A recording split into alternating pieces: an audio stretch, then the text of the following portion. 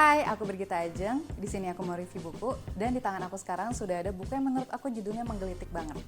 Ini dia bukunya. Tak Mungkin Membuat Semua Orang Senang karya Jong Moon-jong. Menurut aku buku ini mengandung muatan girl power ya. Jadi buat kalian para perempuan wajib banget merapat ke video ini. Dan buat kalian para laki-laki, jangan ragu, kalian boleh banget menyimak video ini. Kenapa sih aku bilang bahwa buku ini tuh mengandung muatan girl power?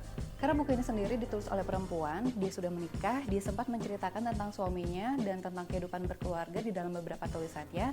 Dan menurut aku, cara pandang penulis cukup unik, cukup tegas dan berprinsip dalam memandang suatu masalah.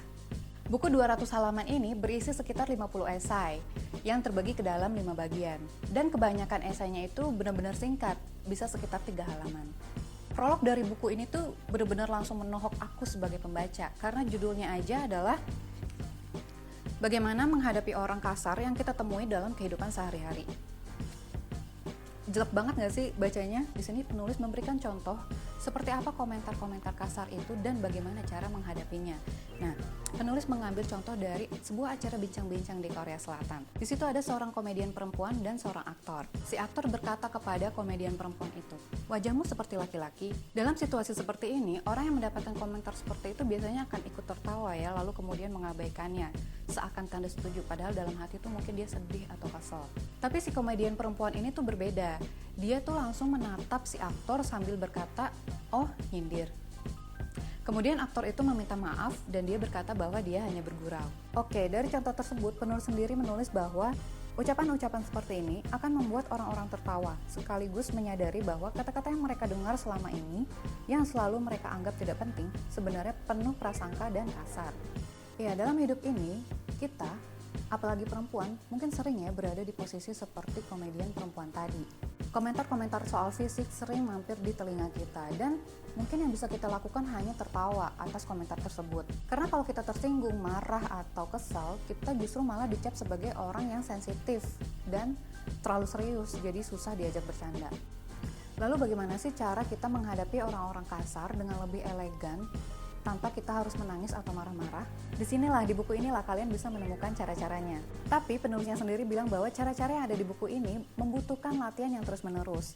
Satu kutipan yang menarik di prolog ini menurut aku adalah, "Aku terus berlatih tanpa kenal lelah dan akhirnya sekarang tidak lagi terus memikirkan orang-orang yang menyakiti perasaanku dan tidak lagi menghukum diriku sendiri." Ya, jadi dengan kata lain, penulis mau bilang bahwa dengan ikut tertawa atas komentar kasar orang lain terhadap diri kita tuh sebenarnya lagi menghukum diri kita sendiri. Ya, itu tadi baru prolog.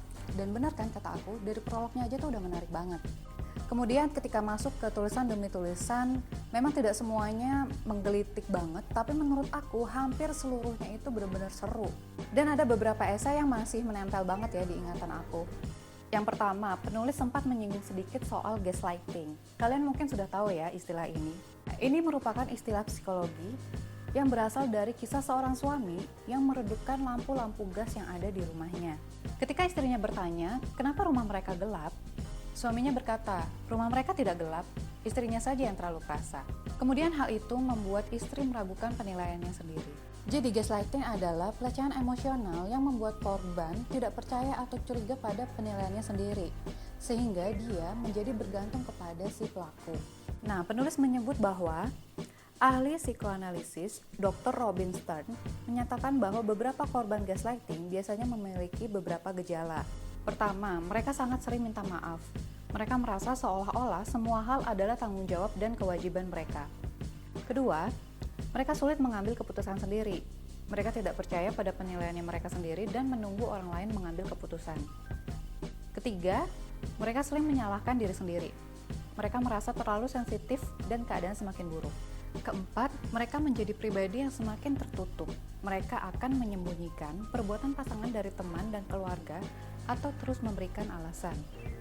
Jadi mereka sering menyembunyikan isi hati mereka yang sebenarnya. Dari tulisan ini, penulis seakan ingin mengajak pembaca untuk melihat ke diri mereka sendiri, untuk mengidentifikasi apakah mereka pernah menjadi pelaku atau korban dari gaslighting. Jong Moon-jong juga memberikan pesan kepada para orang-orang yang sedang berhadapan dengan pelaku gaslighting.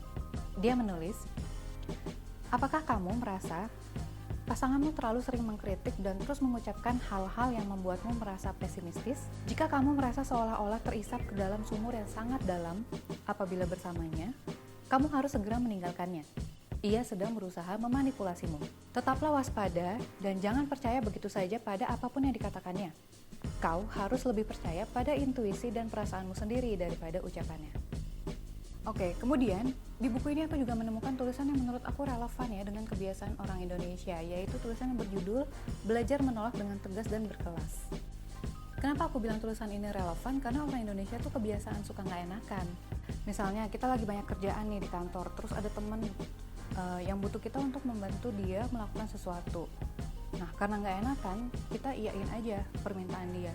Dan pada akhirnya kita jadi begadang karena kita harus memenuhi target kantor dan juga harus menolong dia.